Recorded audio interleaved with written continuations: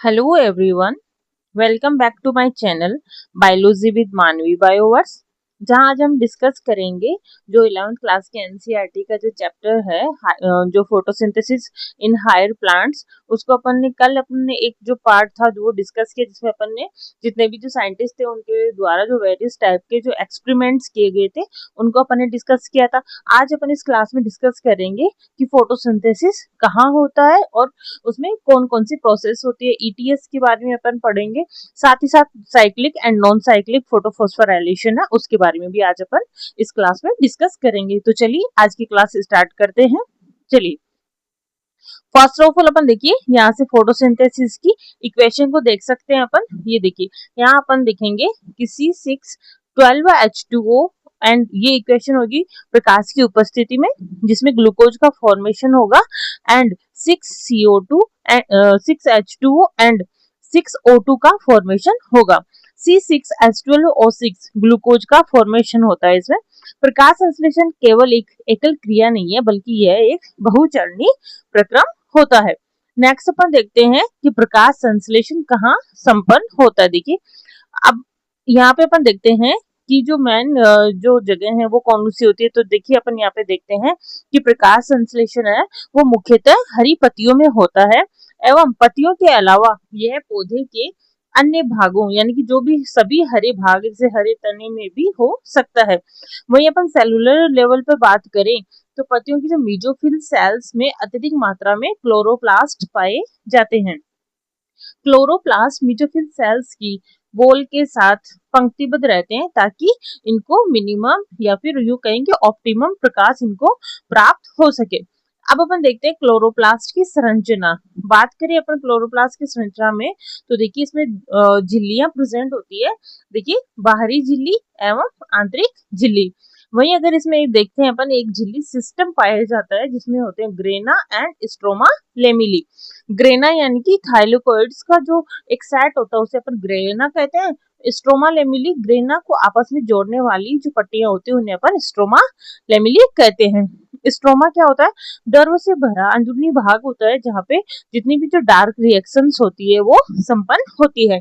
अब अगर अपन अदर जो जितने भी जो घटक उनकी बात करें तो देखिए राइबोसोम्स, स्टार्च की कणिकाएं एंड लिपिड ड्रॉपलेट्स भी इसमें पाई जाती है। तो देखिए अब अपन देखते हैं कि क्लोरोप्लास्ट में जितने भी जो झिल्ली सिस्टम है स्ट्रोमा है उन सबका अलग अलग कार्य होता है। तो देखिए झिल्ली सिस्टम में अपन बात करें कि इसका कार्य क्या होगा कि प्रकाश ऊर्जा को ग्रहण करना, साथ ही साथ एटीपी और NADPH का संश्लेषण भी यह करता है। इस प्रक्रिया को अपन प्रकाश अभिक्रिया कहते हैं क्योंकि यह पूर्णतः प्रकाश पे आधारित रहती है। अब अपन देखते हैं स्ट्रोमा। स्ट्रोमा में क्या होता है? एंजाइमी प्रतिक्रियाओं द्वारा CO2 से शर्करा का संश्लेषण होता है जो बाद में स्टार्च में बदल जाता है। इस प्रक्रिया को अपन अप्रकाशीय अभिक्रिया कहते हैं। यह सीधे प्रकाश पर डिपेंड न होकर जितनी भी जो लाइट रिएक्शंस है उसकी जितने भी जो प्रोडक्ट हैं यानी कि उत्पाद है उन पे ये डिपेंड होती है।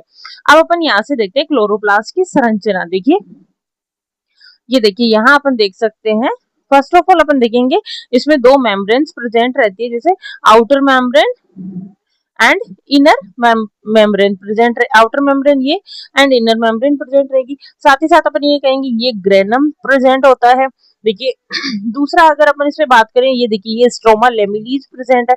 राइबोसोम इसमें प्रेजेंट रहेंगे एंड DNA प्रेजेंट रहता है। साथ ही साथ यहाँ पे starch grains present and lipid droplets भी इसमें प्रेजेंट रहती है। तो चलिए नेक्स्ट अपन देखते हैं। ये देखिए यहाँ से अब अपन देखते हैं कि जो भी अपना है मतलब क्लोरोफिल अणु है उसके बारे में अपन देखेंगे।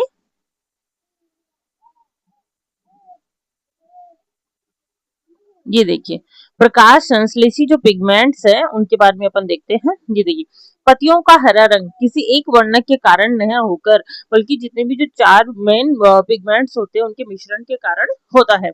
इन्हें पेपर क्रोमेटोग्राफी तकनीक द्वारा अलग किया जा सकता है। अब अपन देखते हैं कि जितने भी जो वेरियस टाइप के पिगमेंट्स होते हैं उनके बारे में अपन देखेंगे। फर्स्ट अपन देखते हैं chlorophyll A, chlorophyll B, xanthophylls and carotenoids. अब अपन देखते हैं जो क्लोरोफिल A है उसका कलर किस प्रकार का होता है। देखिए चमकीला या फिर नीला हरा रंग। क्लोरोफिल बी होता है वो पीला हरा होता है एंड जेंथोफिल होता है वो पीला होता है, साथ ही साथ जो कैरोटीनोइड है वो पीले से नारंगी पीला होता है। अब हम देखते हैं पिगमेंट्स का कार्य। पिगमेंट्स के क्या कार्य होते हैं? वर्णक वे पदार्थ हैं जिनमें पदार्थ की विशिष्ट तरंगदैर्ध्य को अवशोषित करने की क्षमता होती है। क्लोरोफिल ए प्रकाश संश्लेषण का मुख्य वर्णक है। क्लोरोफिल ए यह प्रकाश संश्लेषण का प्रमुख वर्णक है। यह नीले तथा लाल रंग के क्षेत्र में प्रकाश का सबसे अधिक अवशोषण करता है, जहां प्रकाश संश्लेषण की दर अधिकतम होती है। अब अपन देखते हैं कि सहायक वर्ण क्या होते हैं। देखिए, क्लोरोफिल बी, जेंथोफिल एंड जो कैरोटीन है वो सहायक वर्णक होते हैं। अगर उनके बात करें अपन कार्य की, तो देखिए विभिन्न तरंगदैर्ध्य के प्रकाश को अवशोषित करके ऊर्जा क्लोरोफिल ए में स्थानांतरित करना, साथ ही साथ प्रकाश संश्लेषण के लिए उपयोगी प्रकाश क्षेत्र को बढ़ाना, क्लोरोफिल ए को फोटो ऑक्सीडेशन से बचाना भी इनका कार्य होता है। अब अपन देखते हैं कि लाइट रिएक्शन क्या है। इसे प्रकाश रसायन चरण भी अपन कहते हैं। फर्स्ट स्टेप इसका रहेगा, देखिए प्रकाश का अवशोषण, फिर अपन देखेंगे कि जल का विघटन एंड ऑक्सीजन का निष्कासन, उच्च ऊर्जा रसायनों का निर्माण यानी कि एटीपी तथा NADPH का बनना। अब अपन देखते हैं कि photo system and light harvesting complex क्या होता है। देखिए फर्स्ट ऑफ ऑल अपन देखते हैं कि फोटो सिस्टम क्या होता है। वर्णक दो सुस्पष्ट प्रकाश रसायन कॉम्प्लेक्स में व्यवस्थित होते हैं, PS first and PS second. अब अपन देखते हैं LHC यानी कि लाइट हार्वेस्टिंग कॉम्प्लेक्स। यह प्रोटीन से बंधे कई वर्णक अणुओं से मिलकर बना होता है। देखिए नेक्स्ट अपन देखते हैं एंटीनी क्या होता है। क्लोरोफिल ए के केवल एक अणु को छोड़कर बाकी सभी वर्णक मिलकर एंटीनी बनाते हैं, जो विभिन्न तरंगदैर्ध्य के प्रकाश को अवशोषित कर प्रकाश संश्लेषण को अधिक दक्ष बनाते हैं। अब अपन यहाँ पे बात करते हैं, ये देखिए ये यहाँ पे अपन देख सकते हैं कि फोटोन है वो यहाँ पे पिगमेंट्स के पास आता है एंड पिगमेंट्स यहाँ पे ये देखिए ये अभिक्रिया केंद्र होता है, यहाँ से ये एक्टिवेट होते हैं प्राथमिक ग्राही के पास पहुंचते हैं। और ये देखिए यहाँ पे जल अपघटन एंड O2 जो निष्कासन है उसके बारे में अपन को दर्शाया गया है। ये देखिए ये प्रकाश संग्रहण तंतु जाल का एक डायग्राम है जो अपने इस जो भी थ्योरी अपने पढ़ी है उसको समझने में अपनी हेल्प करेगा। ये देखिए यहाँ पे एटीपी और NADPH का फॉर्मेशन होगा, साथ ही साथ O2 का निर्माण होगा एंड जल अपघटन होगा। देखिए अब अपन देखते हैं नेक्स्ट, ये देखिए क्लोरोफिल ए का एक अकेला अणु अभिक्रिया केंद्र बनाता है। PS फर्स्ट में अभिक्रिया केंद्र क्लोरोफिल ए का अवशोषण शीर्ष 700 nm पर होता है, अतः इसे P700 कहते हैं। वहीं PS सेकंड में अवशोषण शीर्ष 680 nm पर होता है, अतः इसे अपन P680 कहते हैं। देखिए इलेक्ट्रॉन परिवहन क्या होता है। ये इलेक्ट्रॉन जो परिवहन है वो वेरियस स्टेप्स में कंप्लीट होता है। तो देखिए फर्स्ट स्टेप इसका होगा कि इलेक्ट्रॉन की उत्तेजना। देखते हैं PS सेकंड में अभिक्रिया केंद्र क्लोरोफिल ए 680 nm वाले लाल प्रकाश को अवशोषित करता है, जिससे इलेक्ट्रॉन उत्तेजित होकर परमाणु नाभिक से दूर चले जाते हैं। वहीं अब अपन देखते हैं कि यहाँ से ये जाएंगे ETS में यानी कि इलेक्ट्रॉन ट्रांसपोर्ट सिस्टम में जाएंगे। ये इलेक्ट्रॉन ग्राही द्वारा ग्रहण किए जाते हैं और साइटोक्रोम युक्त इलेक्ट्रॉन परिवहन श्रृंखला में पहुंचते हैं। इलेक्ट्रॉनों का यह भाव अपचय विभव माप के अनुसार सीधा मतलब नीचे की ओर होता है। अब अपन देखते हैं कि PS फर्स्ट में स्थानांतरण। ETS से गुजरने के बाद इलेक्ट्रॉन PS फर्स्ट के वर्णकों को दे दिए जाते हैं। वहीं PS फर्स्ट में क्लोरोफिल ए का अभिक्रिया केंद्र 700 nm तरंगदैर्ध्य के लाल प्रकाश को अवशोषित करके पुनः उत्तेजित होता है। अब अपन देखेंगे NADPH का फॉर्मेशन। PS फर्स्ट से इलेक्ट्रॉन दूसरे ग्राही अणु में स्थानांतरित होते हैं और फिर नीचे की ओर गति करते हुए NADP+ को अपचयित करके NADPH+H+ बनाते हैं। इस स्कीम को अपन जेड स्कीम कहते हैं। देखिए PS सेकंड से इलेक्ट्रॉन की उत्तेजना से ये जाएंगे ETS में एंड ETS से फिर ये जाएंगे PS फर्स्ट एंड NADP+ का अपचयन होगा और यह प्रक्रिया जेड शेप के मतलब रूप में होने के कारण इसको अपन जेड स्कीम कहते हैं। नेक्स्ट अपन देखते हैं कि जल का विघटन। ये देखिए इलेक्ट्रॉन की आपूर्ति PS सेकंड से जो इलेक्ट्रॉन बाहर निकलते हैं उनकी निरंतर आपूर्ति जल के विघटन द्वारा होती है। तो देखिए अपन को इसको एक रिएक्शन के थ्रू देखते हैं। देखिए 2H2O से 4H plus O2 and 4 electron का निष्कासन इसमें होता है। जल के अपघटन से O2 उत्पन्न होती है जो प्रकाश संश्लेषण का एक मुख्य उप उत्पाद है। जल का विघटन करने वाला जटिल कॉम्प्लेक्स PS सेकंड से जुड़ा होता है और वह थाइलेकोइड की भीतरी झिल्ली पर स्थित होता है। अब अपन देखते हैं प्रकाश फोस्फोराइलेशन। उससे पहले अपन जो जेड स्कीम है उसके बारे में देखते हैं। ये देखिए जेड स्कीम के बारे में अपन देखते हैं। ये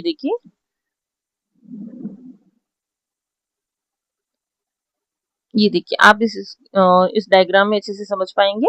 ये देखिए फर्स्ट ऑफ ऑल क्या होगा, जो भी मतलब प्रकाश है वो अवशोषित होगा LHC सेकंड यानी कि P680 के द्वारा। यहाँ से इलेक्ट्रॉन उत्तेजित होके ये देखिए इलेक्ट्रॉन ग्राही के पास जाएंगे एवं यहाँ से ये आएंगे ETS के पास। ये फिर यहाँ से ETS से गुजरने के बाद आएंगे यहाँ पे अपने LHC फर्स्ट यानी कि फोटो सिस्टम फर्स्ट P700 के पास एंड यहाँ से इलेक्ट्रॉन फिर से उत्तेजित होके जाएंगे। ये देखिए इलेक्ट्रॉन ग्राही और लास्ट में जाके इसका अपचयन होगा और NADPH प्लस H प्लस का फॉर्मेशन यहाँ पे होता है एंड ATP का निर्माण होता है। अब यहाँ पे देखिए आप यहाँ से अच्छे से देख सकते हैं कि जो इलेक्ट्रॉन निकलते हैं उनकी पूर्ति होती है H2O के विघटन के द्वारा। ये देखिए तो कुल मिला के देखिए इस तरीके से ये जेड शेप में ये प्रोसेस चलता है, इसीलिए इसे अपन इसे जेड स्कीम कहते हैं। तो चलिए अब आगे का अपन देखते हैं।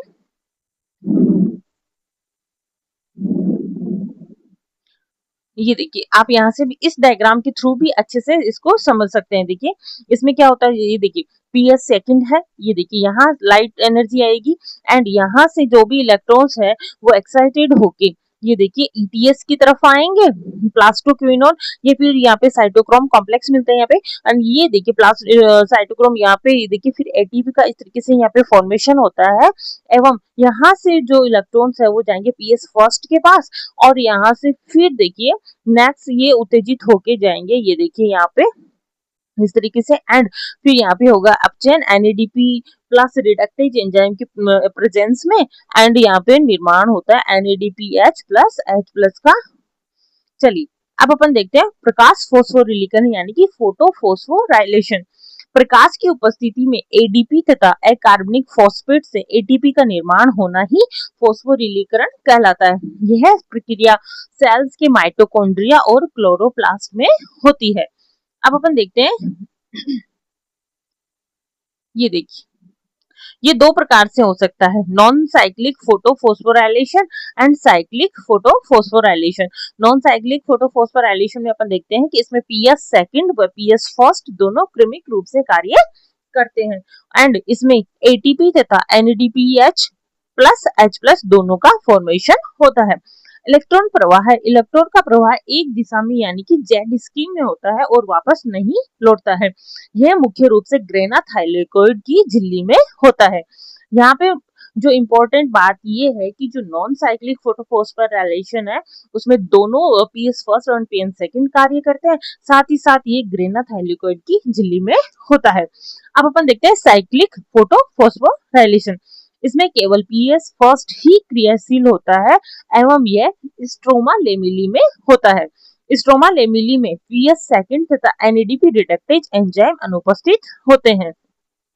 अब अपन देखते हैं इसमें उत्पाद के रूप में केवल ATP का संश्लेषण होता है, NADPH प्लस H प्लस नहीं बनता है क्योंकि इसमें NADP रिडक्टेज एंजाइम ही अनुपस्थित होता है एंड अपचयन नहीं होता है।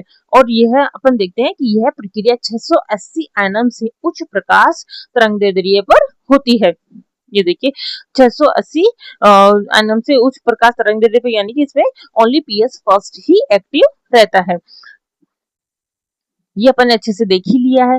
चलिए तो आज की क्लास में अपन ने देखा ETS के बारे में, plus cyclic and non cyclic जो फोटोफॉस्फोराइलेशन है उसके बारे में अपन ने देखा। आई होप आपको अच्छे से समझ में आया होगा। कल की क्लास में अपन देखेंगे जो रसोप्राशनी परिकल्पना उसके बारे में, एंड साथ ही साथ जो अपना C3 एंड C4 साइकिल है उसके बारे में अपन देखेंगे। आई होप आपको अच्छे से समझ में आया होगा।